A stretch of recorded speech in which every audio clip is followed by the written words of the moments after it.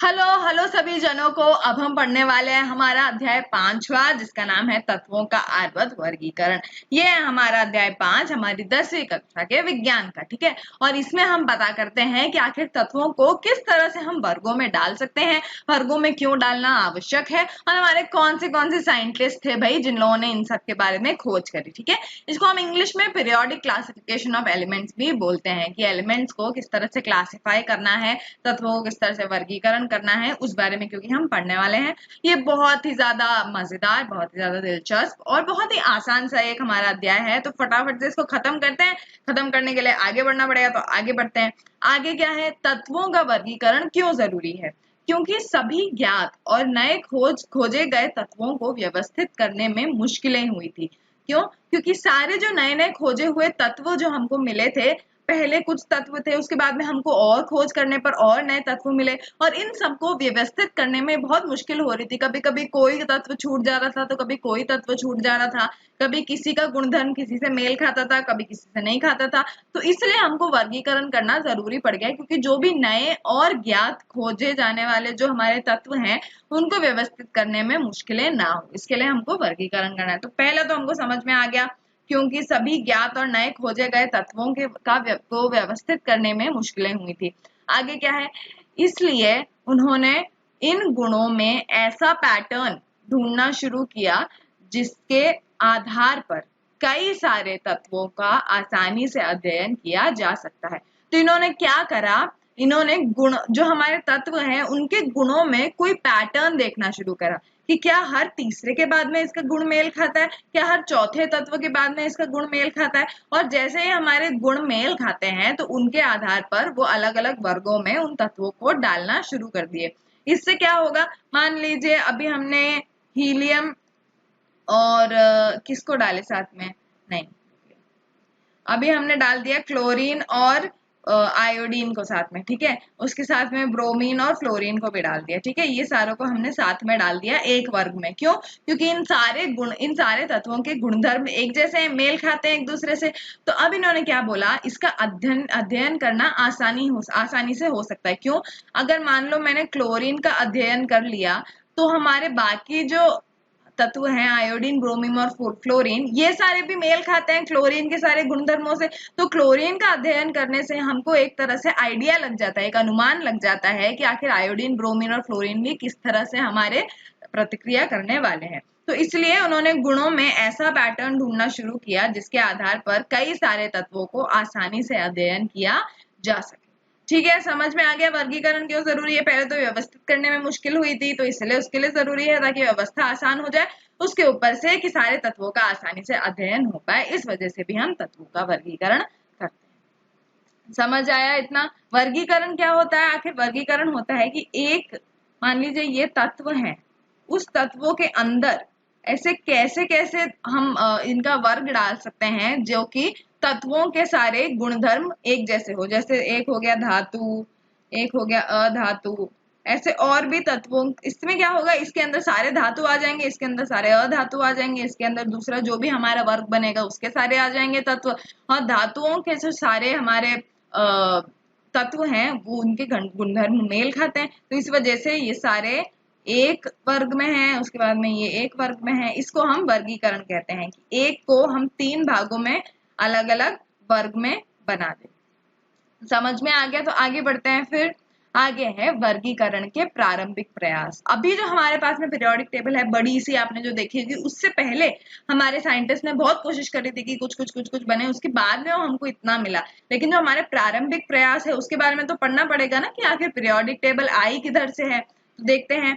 मान लीजिए कि आपको और आपके दोस्तों को टुकड़े से बंटा हुआ एक नक्शा मिलता है जो किसी खजाने का पता बताता है। क्या उस खजाने तक के रास्ते का पता करना आसान होगा या मुश्किल? तो उन्होंने क्या बोला, मान लीजिए कि आप और मैं, हम दोनों दोस्त हैं और हमारे पास में टुकड़े मिल गए, हमारे पास में नक्शे के। ठीक है, और वो नक्शे के टुकड़े जब हम साथ में मिलाएंगे तो वो एक खजाने का पता बताते हैं। क्या उस खजाने तक के रास्ते को पता करना आसान होगा या मुश्किल? अगर हम इन दोनों टुकड़ों को साथ में मिलाकर पूरा का पूरा नक्शा का हम नक्शा नहीं बना दे, तो बहुत ज्यादा मुश्किल होगा। और यदि हम दोनों ने बोला यार तू भी दोस्त है मैं भी दोस्त हूँ, चल खजाना बांट लेंगे, साथ में मिलकर बनाते हैं, तो हमने क्या करा, टुकड़ों को इधर से टुकड़ों को लिया, इधर से टुकड़ों को लिया, सब मिलाकर एक नक्शा मिल गया और इस वजह से हमको खजाने का पता मिल जाएगा और ये हमारे लिए आसान हो जाएगा। तो इससे हमको क्या समझ में आया कि जो व्यवस्था हमने करी, व्यवस्थित करा पूरे नक्शे के टुकड़ों को साथ में, उससे हमको आसानी से खजाने तक का पता मिल गया। उसी तरह जो हमारे सारे तत्व होते हैं उनको भी व्यवस्थित करने पर उसका अध्ययन करना आसान हो जाता है। ठीक है, आगे क्या है, रसायन विज्ञान में भी ऐसी ही मुश्किलें थी। तत्व तो मालूम थे लेकिन उनके वर्गीकरण एवं अध्ययन का कोई तरीका मालूम नहीं था। तो इसीलिए ये क्या था, एक एग्जाम्पल था आपके लिए कि जिस तरह से नक्शे के टुकड़ों को हमने साथ में मिलाकर खजाना पता करा, उसी तरह से रासायनिक विज्ञान में भी ऐसी मुश्किलें थी। किसी के पास में एक तत्व था, किसी के पास में एक तत्व था, कुछ पता था कुछ नहीं पता था, सबने क्या मिलाया उनको, और उनको मिलाने के बाद में एक वर्गीकरण का हमारा निकाला, वर्गीकरण की प्रक्रिया निकाली, जिससे कि अध्ययन का कोई तरीका आसानी से हमको मिल पाए। ठीक है, आगे बढ़ते हैं। ये समझ में आ गई, बस आपको समझाने के लिए कि वर्गीकरण किस तरह से मदद करता है। आगे क्या है, क्या आप जानते हैं कि खोजे गए नवीनतम तत्व कौन से हैं? नवीनतम मतलब सबसे नए नए कौन से तत्व हैं, क्या आपको पता है? मैं बताती हूँ, चलो फटाफट से। ये देखिए यहाँ पे, ये ऊपर जो आपको दिख रहा है 113 और 114 और 115, ये क्या है, ये सारे तत्वों के नंबर है। ठीक है, अब हम क्या देखेंगे, चार तत्वों की संख्या 113, 115, 117 और 118 है। तो कौन सा हो गया, 113, 115, 117 और 118। तो ये चारों जो हैं, ये चारों हैं हमारे नवीनतम तत्व, जो नए नए हमको मिले हैं, ये है हमारे नवीनतम तत्व। उनके नाम क्या है, उनके नाम है निहोनियम, मॉस्कोवियम और टेनेसीन। ठीक है, और चौथे तत्व का नाम क्या है, ऑग्नेसिन। देखिए, निहोनियम, मॉस्कोवियम, टेनेसीन और ऑग्नेसिन। ठीक है, और ये निहोनियम, मॉस्कोवियम, टेनेसीन जो है, इनका नाम कहाँ से आया है, जिस जिस देश में ये सारे तत्व मिले थे वहां पर इनका नाम है। तो ये जो निहोनियम है, निहोनियम नाम पड़ा है जापान के एक देश से, जापान के एक सिटी से। ठीक है, आगे क्या है, मॉस्कोवियम है, सोचिए क्या होगा मॉस्कोवियम, मॉस्को कहाँ पे पड़ता है, मॉस्कोवियम है रशिया का, रूस का।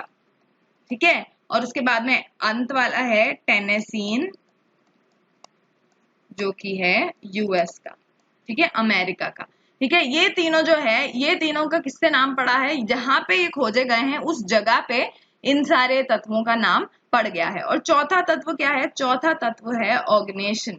ऑग्नेशन जो है वो जिस साइंटिस्ट ने निकाला, ठीक है, यूरी नाम था उनका, यूरी ऑग्नेशन, उन पर नाम पड़ा है ये ऑग्नेशन। ठीक है, ऑग्नेशन तो किस पर नाम पड़ा है, जिस साइंटिस्ट ने खोज करी थी 118 वाले तत्व की, 118 संख्या वाले तत्व की, उस पर नाम पड़ा है ऑग्नेशन का।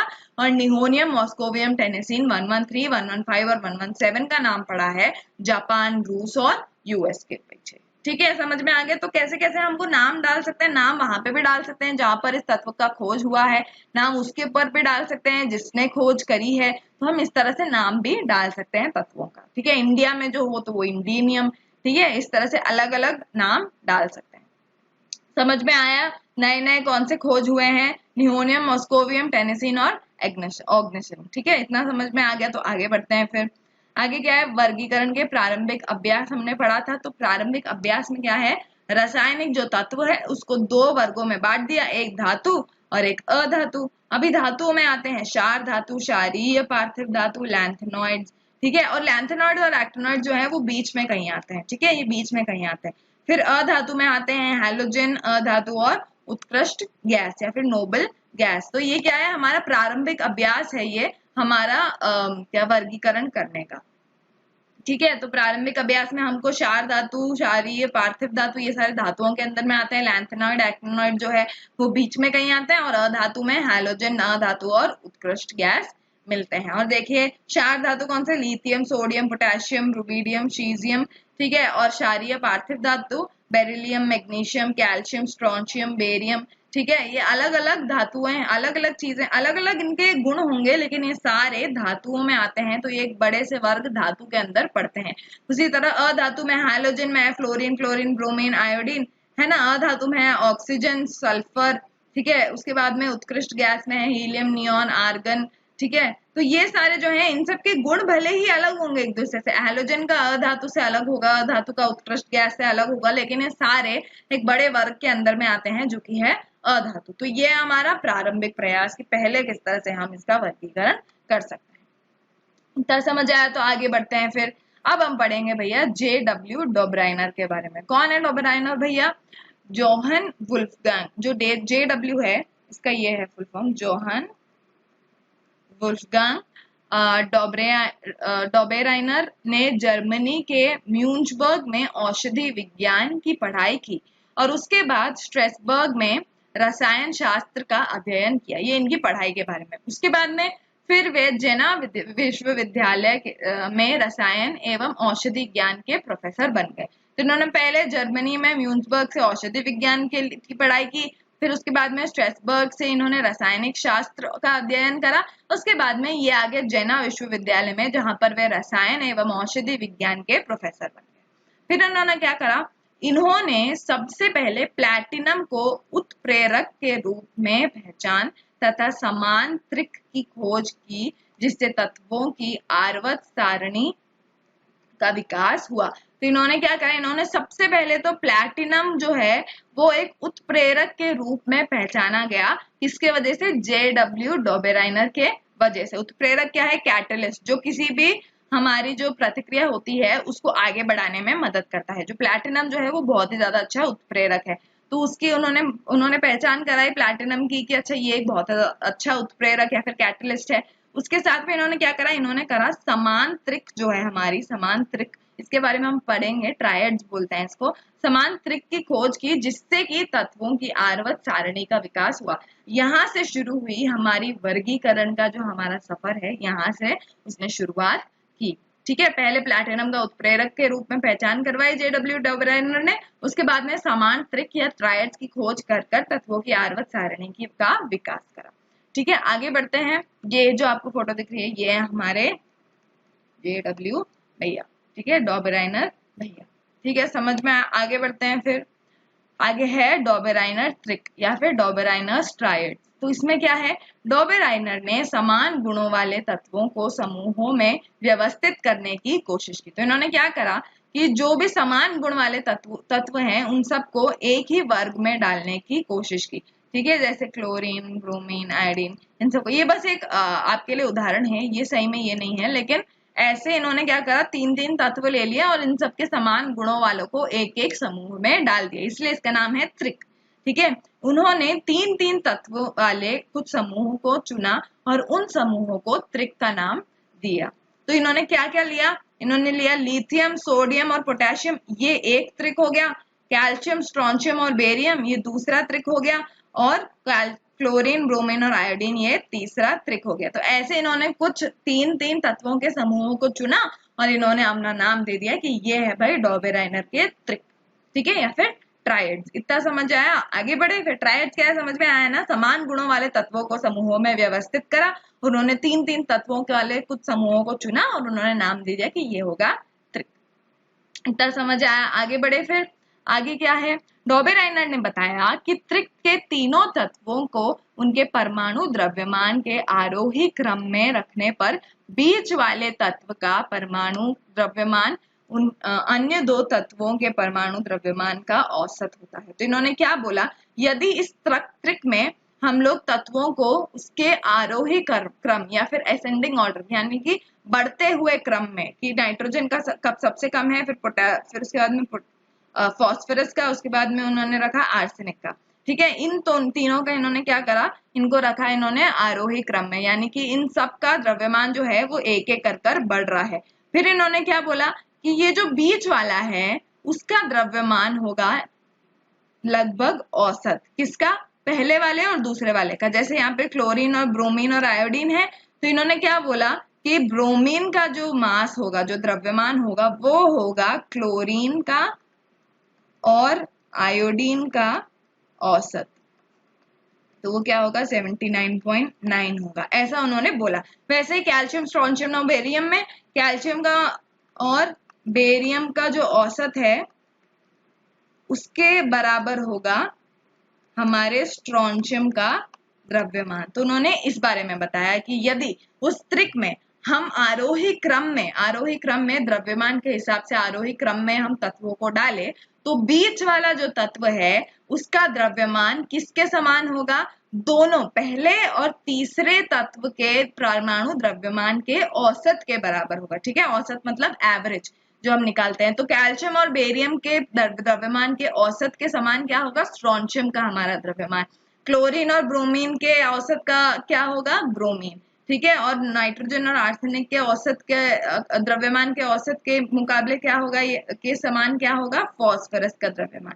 इतना समझ में आया कि क्या बोल रहे हैं यहाँ पे, पहले और दूसरे के औसत के बराबर होता है, पहले और तीसरे के औसत के बराबर होता है बीच वाले का द्रव्यमान।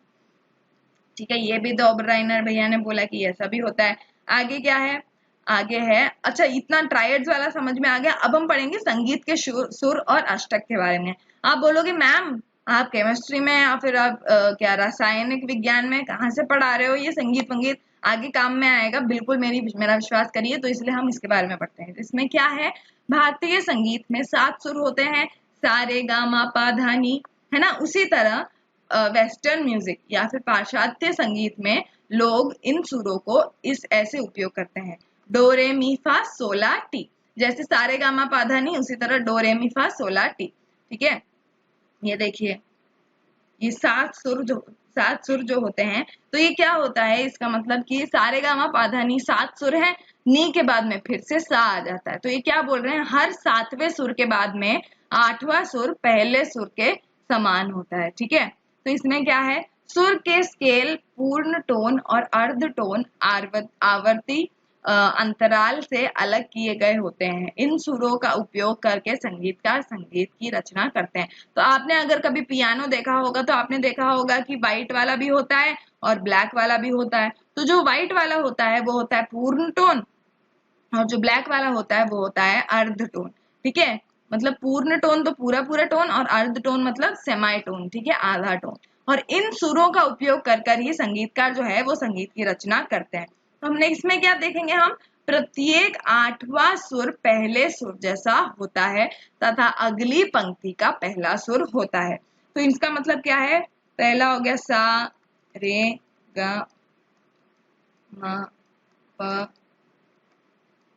ध ध नी। ठीक है, ये 7 हो गए, 1 2 3 4 5 6 7। और उसके बाद में फिर से क्या आता है, सा, है ना, सारे गा मा पा धा नी सा वापस आता है। तो ये जो सा है वो 8वां हो जाएगा, और ये 8वां वाला किसके तरह है, 8वां वाला है बिल्कुल पहले सुर जैसा। तो 8वां सुर बिल्कुल पहले सुर जैसा है, और ये 8वां अगले 7 सुरों का पहला पंक्ति है। तो इसके बाद में फिर से हमारे पास में आ जाता है सा रे गा मा प ध नी सा। ठीक है, तो और ये फिर उसके बाद में फिर से 8वां पहले सुर जैसा होगा। तो ऐसे ये चलता जाता है, और ये जो 8वां वाला सुर है वो एक और पंक्ति का पहला सुर होता है। ठीक है भाई, समझ में आया इतना संगीत के सुरों और अष्टक के बारे में। 7 सुर होते हैं, 8वां वाला सुर जो है वो पहले वाले सुर जैसा होता है, और वो अगली पंक्ति का पहला सुर भी होता है। आगे बढ़ते हैं, आगे क्या है, अब हम पढ़ेंगे न्यूलैंड्स का अष्टक सिद्धांत। अब आपको समझ में आएगा कि आखिर संगीत वंगीत का जो हमने पढ़ा वो कहाँ पर इस्तेमाल आता है।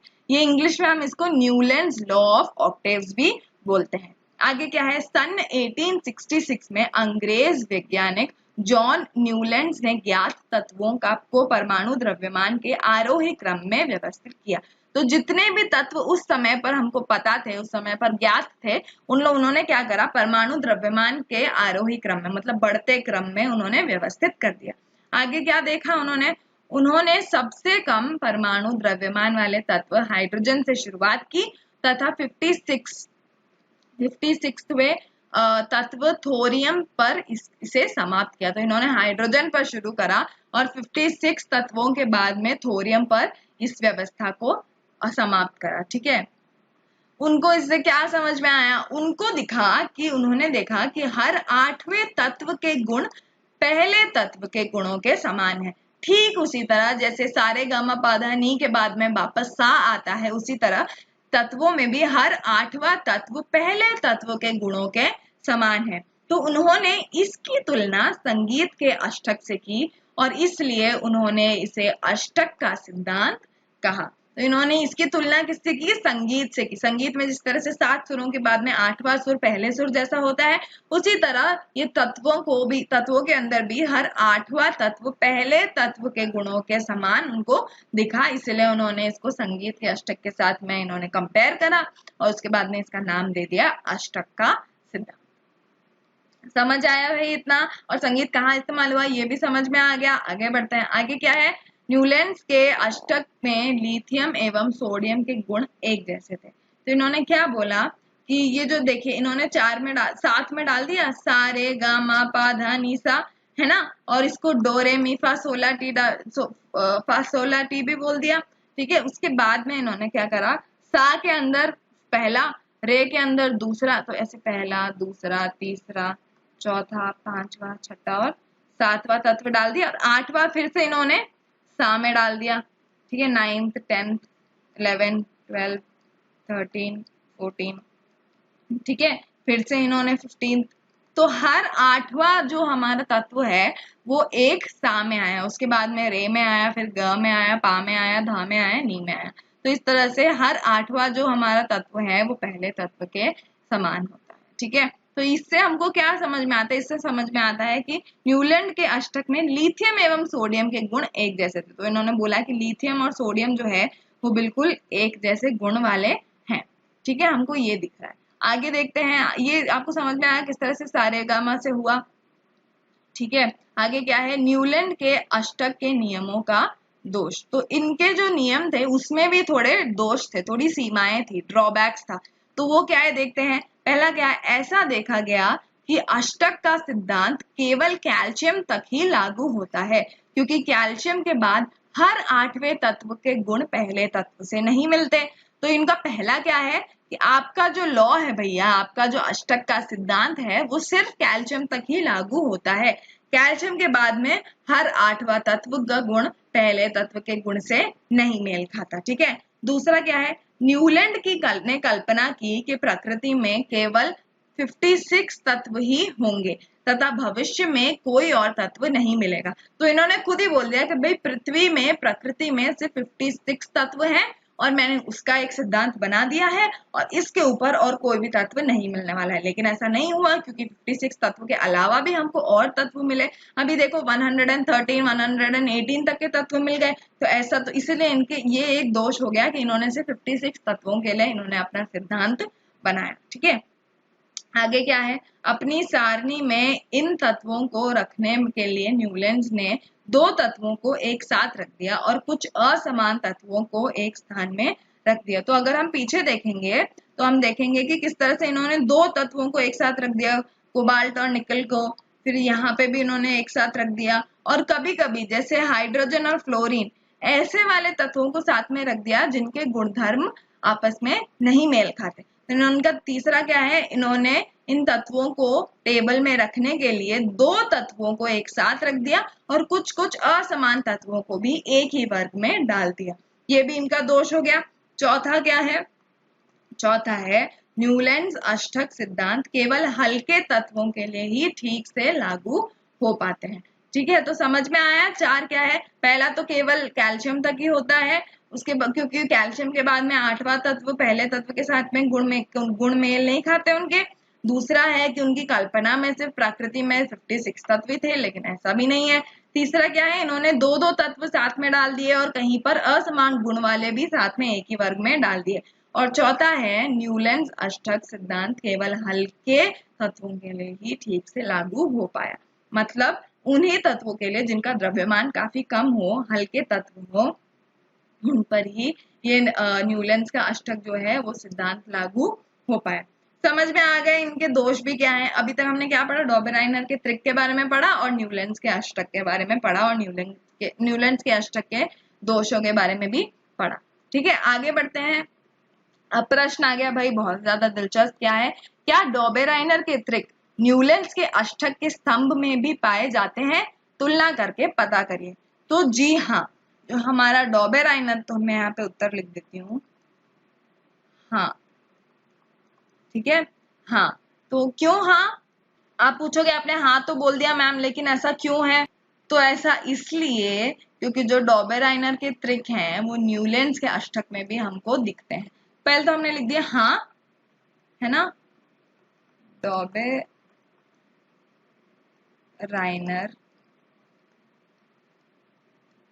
एक मिनट, हाँ, पहले से लिख देते स्टार्ट से। तो क्या है, हाँ, डॉबेराइनर, मेरे साथ में लिख लीजिए आप भी, ठीक है, डॉबेराइनर के त्रिक न्यूलैंड्स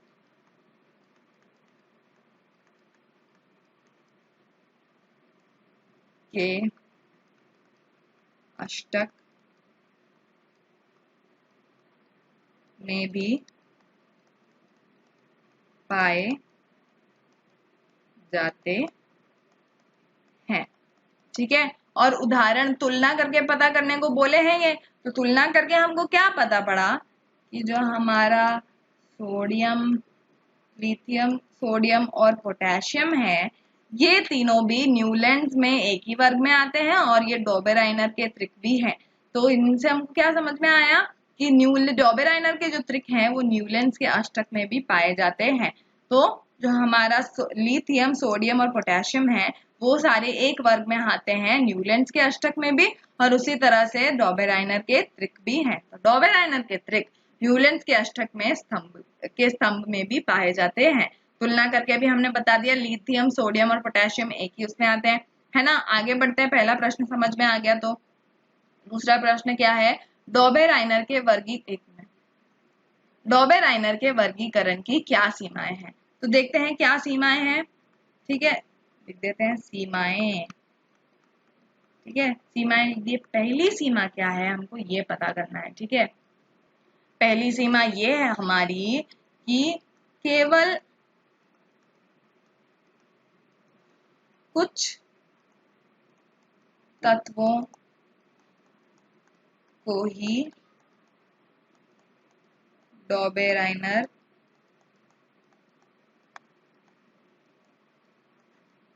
के त्रिक में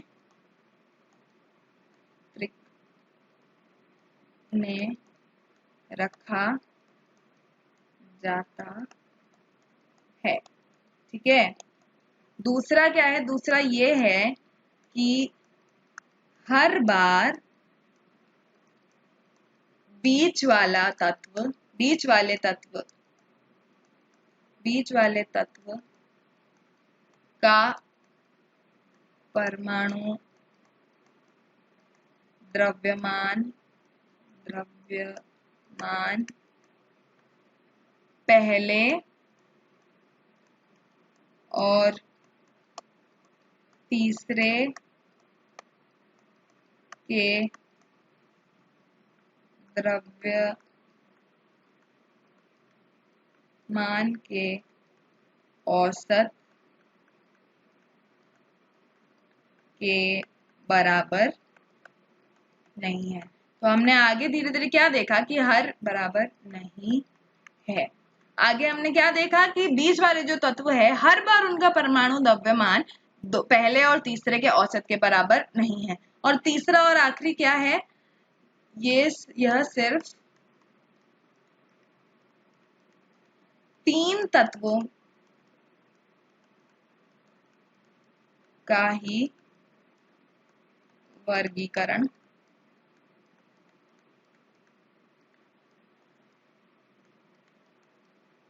कर पाता है। ठीक है, तीसरा क्या है, ये सिर्फ 3 तत्वों का ही वर्गीकरण कर पाता है। तो सीमाएं क्या है, पहला तो केवल कुछ ही तत्वों को डॉबेराइनर त्रिक में रखा जा सकता है, कुछ ही तत्वों को रखा जा सकता है। दूसरा है कि हर बार दूसरा जो तत्व है वो पहले और तीसरे के द्रव्यमान के औसत के बराबर नहीं होता। और तीसरा क्या है कि ये सिर्फ 3 तत्वों का ही वर्गीकरण कर पाता है। ठीक है, इतना समझ में आया। आगे बढ़ते हैं, प्रश्न 2 भी समझ में आ गया, तो प्रश्न 3 क्या है, न्यूलैंड्स के अष्टक के सिद्धांत की क्या सीमाएं हैं।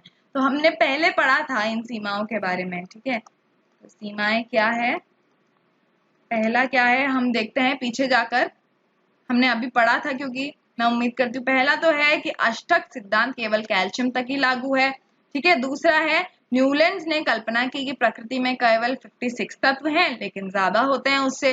तीसरा क्या है, न्यूलैंड ने अपने सारणी में 2 तत्व या एक साथ रख दिए, या फिर ऐसे असमान तत्व रख दिए जो कि एक ही जो जिनका तो गुणधर्म बिल्कुल भी मेल नहीं खाता है, उन सबको एक ही वर्ग में डाल दिया। और चौथा क्या है, ये केवल हल्के तत्वों के लिए ही ठीक से लागू हो पाता है। तो जो हमारा उत्तर तीसरा है वो यही है पूरा का पूरा। ठीक है, क्या है, पहला तो अष्टक का सिद्धांत केवल कैल्शियम तक ही लागू हो पाता है। दूसरा है कि न्यूलैंड्स की कल्पना में प्रकृति में केवल 56 तत्व होते हैं। तीसरा है कि इन्होंने 2 तत्वों को एक साथ रख दिया। ठीक है, और कुछ आसान तत्वों को और कुछ असमान तत्वों को भी एक स्थान में रख दिया। और चौथा क्या है, अष्टक सिद्धांत केवल हल्के तत्वों के लिए ही ठीक से लागू हो पाए। तो आगे बढ़ के लिखे या फिर आपको याद हो जाएगा, एक शॉर्ट पॉइंट्स में लिख लेते हैं। पहला तो बस कैल्शियम तक ही लागू हो पाता है, तक ही आप भी लिख लीजिए ताकि आप भूले ना, लागू हो पाता है।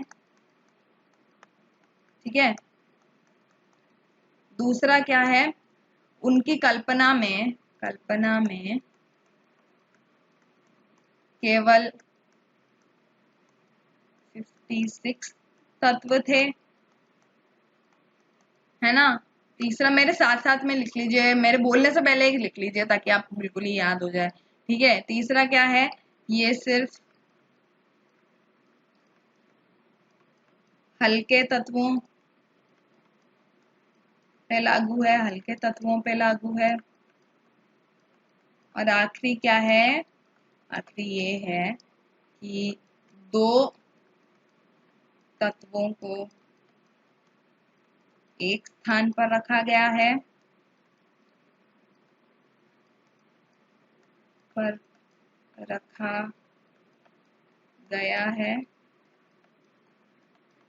इसके साथ साथ कुछ असमान तत्वों को भी